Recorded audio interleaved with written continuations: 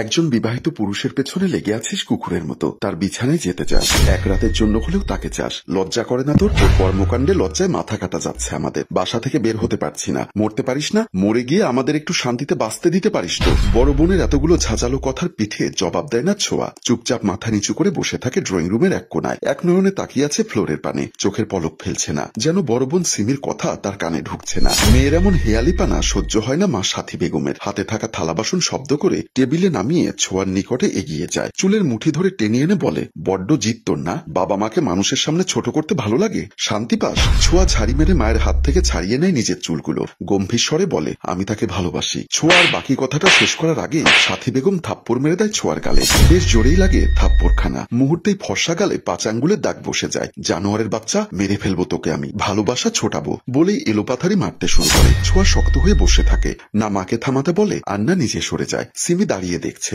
মোটেও ইচ্ছা করছে না মাকে থামাতে। এই মেয়ের মায়ের খাওয়ার প্রয়োজন। বড্ড বেশি বাড়াবাড়ি করে। মাকে উৎসাহ দিয়ে সিমি বলে ওঠে, ইচ্ছা মতো মার দাও আম্মু, বড্ড বেয়াদব হয়েছে। নির্লজ্জ বেহায়া, নিজের থেকে 15 বছরের বড় ছেলেকে মেসেজ করে, তাও আবার ছেলেটি বিবাহিত, তার একটি বাচ্চা আছে। ছোঁয়া কঠিন নয়নে তাকায় সিমির মুখ পানে। ইতিমধ্যেই ঠোঁট ফেটে গেছে, সেখান থেকে রক্ত চুইয়ে পড়ছে। সাথী বেগম থামে, হাঁপিয়ে গেছেন তিনি। ছোঁয়া এবার কেঁদে ওঠে, হাঁটু মুড়ে বসে দুহাতে মাথা চেপে ধরে ফুপাতে থাকে এবং বিড়বিড় করে বলে, সে বিবাহিত নয়। আমার সাদি আমাকে রেখে অন্য কাউকে বিয়ে করতে পারে না, কিছুতেই পারে না। এমন সময় কলিং বেলের শব্দ হয়। মা গিয়ে দরজা খোলে। পাশের বাড়ির ভাবি আসলো, বলল, নষ্টা মেয়ে জন্ম দেওয়ার জন্য আফসোস হয় না তোমার? মা এবং মেয়েরা মিলে বিষ খেয়ে মরতে পারো না? শুনেছি তো বড় মেয়েটা কারোর সাথে ভেগে গেছিল, 2 বছর তার সঙ্গে থেকে আবার ফিরে এসেছে। মেয়েদের কি ছেলেদের পেছনে লেলিয়ে দেওয়াই তোমার স্বভাব? পয়সা রোজগার করো মেয়েদের দেহ বিক্রি করে। আমার ভাইকে ফাঁসানোর চেষ্টা করবে না একদম, তার বাচ্চা আছে। সাথী বেগম মাথা নিচু করে সাবিনার কথাগুলো শোনে, প্রতি উত্তরে কোনো প্রতিবাদ করতে পারে না। সিমি নিজেও জানে মহিলাটি যা যা বলেছে প্রচন্ড রকমের রাগ হচ্ছে।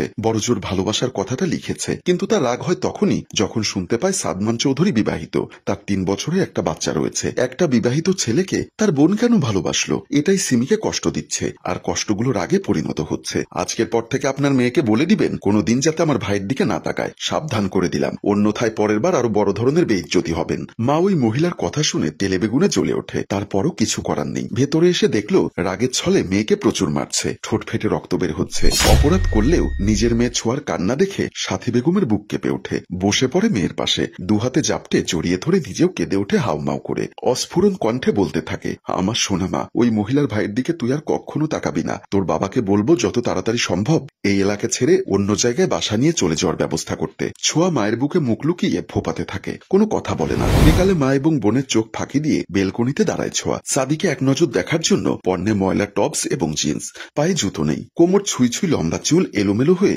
ছড়িয়ে ছিটিয়ে আছে পিঠ জুড়ে। দীর্ঘক্ষণ কান্নাকাটি করার ফলে চোখ মুখ ফুলে গেছে, দুগালে মারের দাগ। নিজেদের বাসা থেকে সাদমান চৌধুরীর বাড়ির পানে তাকায় ছোঁয়া। বেলকনি দিয়ে দেখা যায় কত সুন্দর এবং বড় বাড়ি, অথচ এই বাড়ির মানুষগুলো মিথ্যাবাদী, অকপটে মিথ্যা সাজিয়ে বলে দিতে পারে। তাচ্ছিল্যে হাসে ছোঁয়া, গন্তব্যহীন ভাবে তাকিয়ে থাকে ওই বাড়ির দিকে। ছোঁয়া, তুই কি বেলকনিতে? হঠাৎ মায়ের কণ্ঠস্বরে মুখখানা চুপসে যায় ছোঁয়ার। ছোঁয়া কোনো কথা না বলায় মা একটু দাঁড়িয়ে চলে গেলেন। বিরক্তিতে চোখ মুখ কুচকে সামনে তাকাতেই দেখতে পায় সাদি তারই দিকে তাকিয়ে আছে। চোখাচোখি হয় দুজনের। ছোঁয়া ভাবে লোকটা হয়তো বলবে, তুমি কেমন আছো, বেলকনিতে কি করছো, ভয় পাও না? কিন্তু ছোঁয়াকে হতাশ করে দিয়ে সাদি পুনরায় কাজে মন দেয়। মনে মনে হাজারখানা বকা দেয় নিরামিষ লোকটাকে। তারপর গলা উঁচু করে বলে, এই যে শুনুন, আপনার দুঃসম্পর্কের এক বান্ধবী আপনাকে নিয়ে চিঠি লিখেছিল। আমি রেগে মেগে সেই চিঠি ফেলে দিতে চাচ্ছিলাম, কিন্তু ভুলবশত সেটা আপনার বেলকনিতে গিয়ে পড়েছিল, আর দেখে ফেলেছিল আপনার বোন। তারপর আমাদের বাড়িতে এসে আমার মা বোনকে ইচ্ছামতো কথা শুনিয়েছেন তিনি। তারপর আমাকে ভীষণ মেরেছে আম্মু। আমি কেন বিনা দোষে মার খেলাম? ছোঁয়ার বলা কথাগুলো কি সাদি শুনতে পেল? হয়তো না, কারণ সে এখনো মনোযোগ সহকারে কাজই করে যাচ্ছে। ছোঁয়া হতাশার নিঃশ্বাস ফেলে বিড়বিড় করে বলে,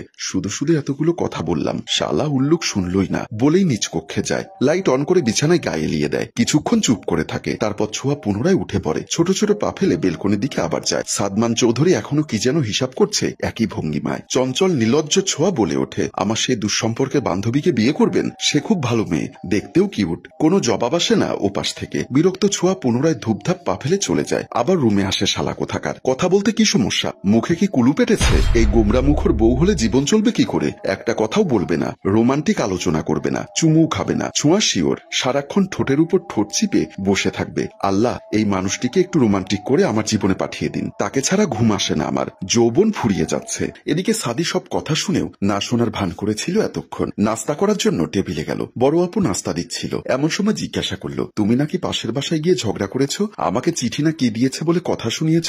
সাদিক কথা শুনে সালমা বেগম ভ্রু কুচকে ফেলে। এই কথা জানলো কি করে? এলাকার কোনো মানুষের সঙ্গে তো সাদিক কখনোই কথা বলে না। তাহলে কি ওই মেয়েটাই বলেছে? তোকে কে বলেছে? ওই মেয়েটা? বড়ই কৌতূহল বড় আপুর, সন্দেহের ঘ্রাণ পাচ্ছে। নারীদ্রোহী ছেলে কি তবে তলে তলে প্রেম করছে? বয়সের দিকে কি খেয়াল আছে? এই তো 2 মাস পরে 26 বছরে পা রাখবে। এমন সময়ে হাঁটুর বয়সী এক মেয়ের সাথে প্রেমে জড়ালে সমাজের মানুষ তো ছিছি করবে। আর ভাবতে পারছে না। ভাইয়ের কাছ থেকে সুস্পষ্ট জবাব না পেয়ে পুনরায় বলে, বললি না যে কে বলেছে? সাদি ডিম পোচের অংশ ছিঁড়ে সেটা মুখে দিতে দিতে বলে, মেবি মেয়েটা। এভাবে কারোর সাথে ঝগড়া করবে না আপু, ওনারা বাবার বন্ধুর পরিবার, অসম্মান করলে বাবা কষ্ট পাবে, সরি বলে আসবে আজকে গিয়ে। ব্যাস, সালমার রহস্য উন্মোচন করা শেষ। দুয়ে দুয়ে 4 মিলিয়ে ফেলেছে সে। মুহূর্তেই গম্ভীর স্বরে বলে, ওই মেয়েকে আমার পছন্দ না, তুই অন্য মেয়ে দেখ। হাঁটুর বয়সী একটা মেয়ে, বয়স 14 পেরিয়েছে কিনা সন্দেহ। সালমা কিছু বলতে যায়, সাদি তাকে থামিয়ে গম্ভীর স্বরে বলে, টপিক চেঞ্জ করো।